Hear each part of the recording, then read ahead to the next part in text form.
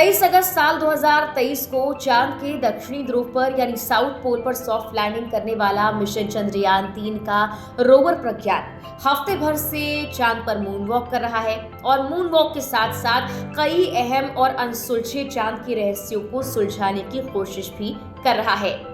चांद पर कई अहम खोज भी ये रोवर कर चुका है, जिसके बारे में इसरो लगातार अपडेट कर रहा है। इसरो ने बुधवार को एक तस्वीर भी साझा की। ये तस्वीर प्रज्ञान रोवर द्वारा ली गई थी और इसरो ने जानकारी दी कि प्रज्ञान रोवर 15 मीटर की दूरी तय कर चुका है और इस रोवर ने विक्रम लैंडर की तस्वीर ली है। ये तस्वीर काफी रोचक और उत्सुक कर देने वाली है। हालांकि अब सवाल ये उठता है कि हफ्ता भर तो हो चुका है, आने वाले यानी बचे हुए जो दिन है इस मिशन के, तब प्रज्ञान रोवर क्या अहम खोज करने वाला है। तो चलिए आज के इस वीडियो में उसी पर बात करते हैं। नमस्कार, मैं हूं आपके साथ मेघना सचदेवा। आप मुझे देख रहे हैं लोकमत हिंदी पर। तमाम देश दुनिया की खबरें और जानकारी भरी वीडियोस के लिए हमारे YouTube चैनल को सब्सक्राइब करना ना भूलें, बेल आइकन को भी जरूर दबाएं। देखिए, प्रज्ञान रोवर ने पिछले दिनों कई अहम खोज की है।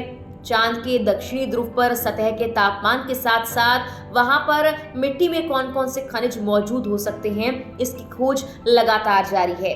इसरो ने जो ताजा अपडेट दिया था उसके मुताबिक अब आने वाले दिनों में हाइड्रोजन की खोज प्रज्ञान रोवर तेज कर रहा है। 23 अगस्त को अपनी लैंडिंग के बाद से प्रज्ञान रोवर ने सल्फर यानी S और ऑक्सीजन यानी O सहित कई रासायनिक तत्वों की उपस्थिति की पुष्टि की है। फिलहाल हाइड्रोजन यानी H की खोज जारी है, लेकिन अपने काम को अंजाम देने के लिए प्रज्ञान रोवर के पास अब लगभग एक ही हफ्ते का वक्त बचा है।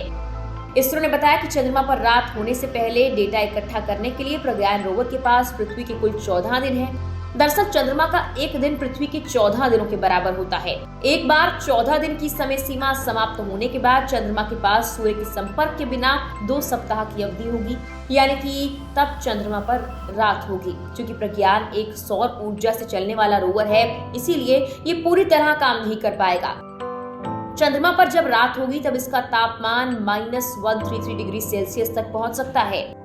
इतने कम तापमान पर रोवर के लिए काम करना मुश्किल होगा। इस अवधि के दौरान रोवर विक्रम लैंडर के संपर्क में रहेगा, लेकिन इसका इसरो से कोई सीधा संबंध नहीं होगा। एक बार मिशन मून पूरा होने के बाद लैंडर और रोवर पृथ्वी पर वापस भी नहीं आएंगे। हालांकि इसरो ने इन्हें दोबारा स्टार्ट करने की कोई योजना भी नहीं बनाई, लेकिन अंतरिक्ष एजेंसी को उम्मीद है कि चंद्र रात्रि समाप्त होने के बाद दोनों फिर से काम करना शुरू कर सकते हैं।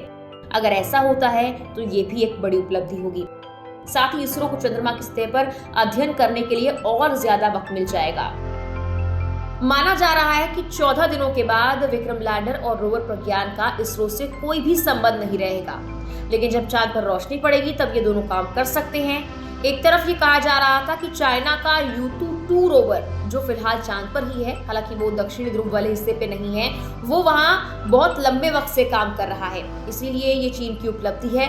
और अगर हमारा रोवर प्रज्ञान और विक्रम लैंडर भी इसी तरह काम करना दोबारा शुरू कर देगा तो ये भारत के लिए भी बड़ी उपलब्धि होगी और उसके बाद कई अहम जानकारियां भी सामने आ सकती हैं। बता दें कि अंतरिक्ष विज्ञान के इतिहास में ये पहला मौका है जब चांद के साउथ पोल की मिट्टी की जांच हो रही है। मिशन पर गया रोवर रोज नई जानकारी जुटा रहा है। इस धरती पर इसरो के वैज्ञानिक के साथ साझा भी किया जा रहा है। रोवर को अब तक चंद्रमा की सतह पर अनियमित तापमान के होने की जानकारी मिली। प्रज्ञान की भेजी जानकारी के मुताबिक सतह पर तापमान लगभग 50 डिग्री था, जबकि सतह से केवल 8 सेंटीमीटर नीचे तापमान -10 डिग्री तक गिर गया और सतह से लगभग 1 से 2 सेंटीमीटर ऊपर 60 से 70 डिग्री तापमान दर्ज किया गया। प्रज्ञान को चांद पर सल्फर, ऑक्सीजन और एल्यूमिनियम समेत कई तत्व मिले हैं, जो वहां पानी की खोज के लिए इसरो के दावे को और मजबूती देता है। अगर चांद पर हाइड्रोजन मिलता है तो वो अब तक की सबसे बड़ी खोज होगी। फिलहाल के लिए इस वीडियो में इतना ही। तमाम देश दुनिया की खबरों के लिए आप लोकमत हिंदी पर बने रहें।